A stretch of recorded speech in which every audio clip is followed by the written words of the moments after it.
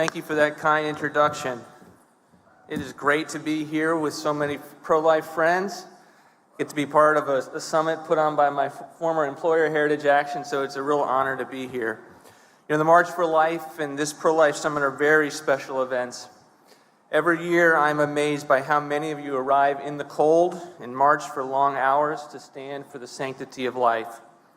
Your numbers never receive the attention they deserve by the mainstream media, but every year, your families and your communities see someone who cares so much about this truth that we hold dear that you march. We will talk about your impact in a few moments, but for now, let me just say how honored I am to be with you. I'm also incredibly honored to be the acting director for President Trump at the Office of Management and Budget. It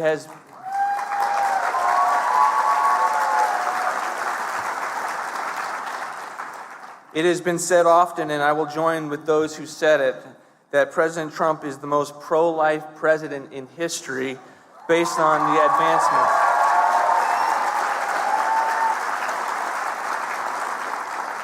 Based on the advancements that he has secured for the pro-life movement. The president has filled his administration with pro-life officials who share his views, but with bureaucracy comes obstacles. And I can tell you that when decisions get to the Resolute desk, he always sides with life.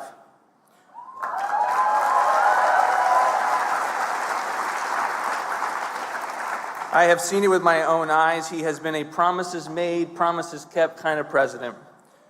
But I'm sure across the country there are many who just don't know what he has accomplished and what you all have accomplished. They're too busy making the country great, raising their families, investing in their communities, growing businesses, and they find it hard to cut through all the political noise and get unvarnished truth of the successes of this administration. You all are the activists. You all march. You get the emails from the great pro-life organizations that put on the summit. But when you go back and bring a report card to your friends and your families, what is going to be on it? And as I was organizing my thoughts for this talk, I thought I would emphasize 6 main pro-life promises delivered in just 3 years. First, judges.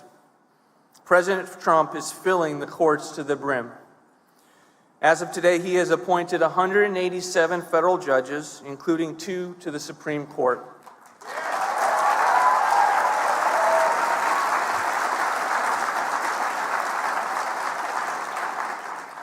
In just 3 years, 1 in 5 federal spots on the bench, 1 in 4 of the circuit court judges are good conservative jurists. They don't make rights out of whole cloth. They don't make law from the bench.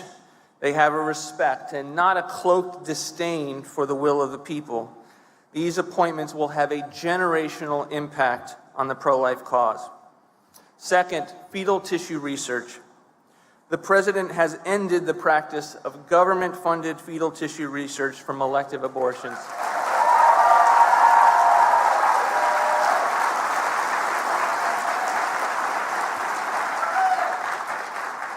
As well as substantially restricting other research as far as we could take the law that occurs through outside grant making. No longer will the federal government itself be in the business of using baby body parts in medical research.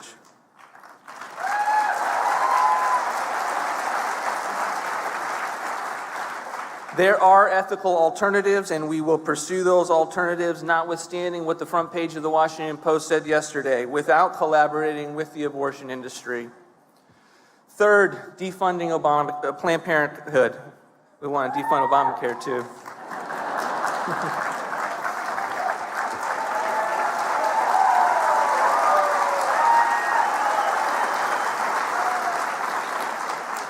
The president has struck a major blow against the funding streams that keep the abortion industry at work.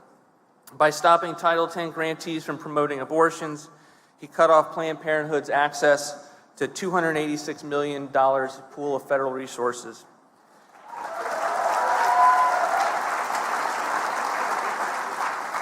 Keep in mind that 37% of Planned Parenthood's funding comes from government sources. That money helps enable them to perform 346,000 abortions every single year. He also cut off their ability to prey on vulnerable women, preventing the co-location of health providers with abortionists. And he has just approved Texas's Medicaid waiver that allows the state to put more money to actual health care instead of using it to promote elective abortion as part of a continuum of care.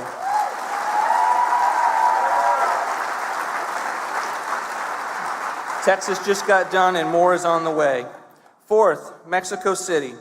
Within weeks of taking office, President Trump did not just reinstate Mexico City policy to stop foreign aid from subsidizing organizations that perform abortions.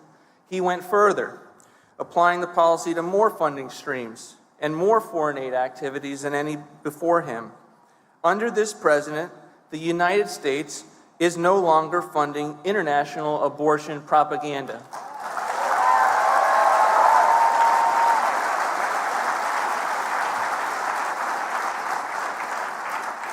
Fifth, protecting conscience. You know, the pro-life community has fought for years, 30, 40 years, to get many conscience protections in law already. But since 2011, there hasn't been a rule to tie it all together, to implement it, leaving healthcare providers at risk. President Trump has put forward a strong, unified interpretation of more than 30 conscience provisions that protects the people we rely on to keep us healthy and for us from being to violate our deepest values. And then sixth, Obamacare transparency. Obamacare was sold on the false premise that conscience would be protected. And for years, it has been operating under a loophole that hides its duplicity from pro-life Americans. Just recently, thanks to President Trump, insurers under Obamacare plans are now required to send two separate bills, one for medical services and one for abortion costs.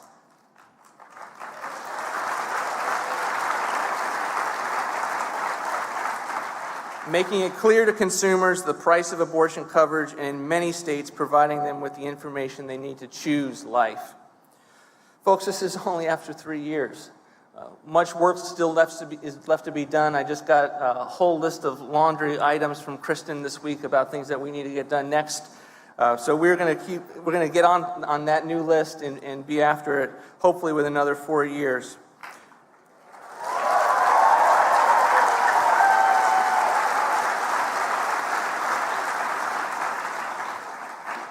But now I want to talk about you.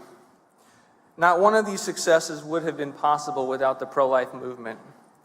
These accomplishments are the result of decades of hard work and careful steps forward, and millions of changed hearts and minds. Think for a moment about how you became pro-life. For some of us, it was through reason. It's the sonogram with the outlines of a little person. It's the facts about how early a baby feels pain or has a beating heart. Or it's just considering the sheer arbitrariness of defining a life at delivery when the same exact person existed moments before. For some of us, it's not reason, it's revelation from our Creator. For you, God, formed my inward parts. You knitted me together in my mother's womb. I praise you, for I am fearfully and wonderfully made, said the psalmist. For many of us, though, it's not reason or revelation, it's the witness of many in our life who are pro-life. It was seeing and hearing them that convinced us of our truths and increased our fortified beliefs to go and take the fight to the left. I've had a lifetime of being a pro-life. I was in a pro-life family, grew up with a mother whose heart literally skipped a beat when President Clinton was elected. But over the past 8 years, my personal story has fortified my beliefs. My daughter, Porter, suffers from cystic fibrosis, a genetic disorder that shortens life and requires intensive care. Alone in an airport in Texas, when my wife called me to tell me that our kids would be at great risk of being born with CF because we were both carriers, before we had met either one of them, I did what you shouldn't do. I started Googling. and it was not good. The lung transplants, the feeding tubes, the time in the hospital, and ultimately the shortened life expectancy brought great grief to my wife and I. Our first daughter, who Mary was already pregnant with, did not have CF. But then came the decision to pursue a second pregnancy, and it was not obvious to us given the odds. And again, as I look back on the decision to have Porter, I remember my mind being shaped vividly by two impressions roughly around the same time, one of great sorrow and one of great joy. You see, dear friends of ours had just buried their infant daughter who had a rare condition called anencephaly, which means that the baby lacked a cranium and likely couldn't survive the birth, and didn't. They obviously knew of this during the pregnancy. And the way they cherished those 9 months with their daughter, knowing that they would never see her alive outside of the womb, was truly astonishing. It had to be one of the most thoughtfully pro-life pregnancies I have ever heard of.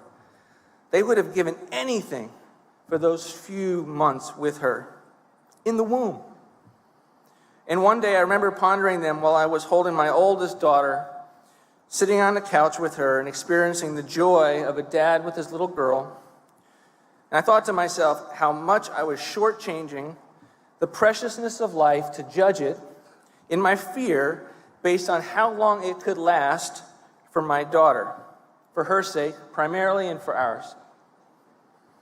Porter has now turned 6 years old, and she is a dynamo of energy and enthusiasm. You would never know that she has cystic fibrosis. She tells me every day, "Daddy, tell the president I said hello today."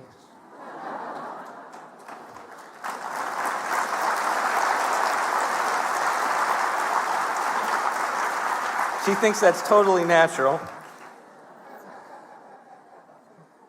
87% of babies diagnosed with CF are tragically aborted.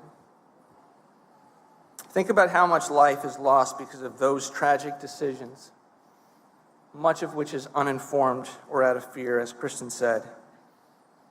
My hope is that parents' hearts and minds are shaped before that awful news comes to them, before the medical community comes into the waiting room with their grim options, looking so austere as if life has ended when life is beginning. Folks, I share all of this because a movement builds upon each other. Wave upon wave, individual upon individual, story upon story, and babies are saved and born, and they live tremendous lives. These stories require telling, and they require doing, which is why you're here again this year. There is still much work to be done. I hope this week you are encouraged by your numbers. You're not alone. Know that this administration has been encouraged just by your presence and your conviction. And please know that this president, more than any in history, is standing by your side. God bless you.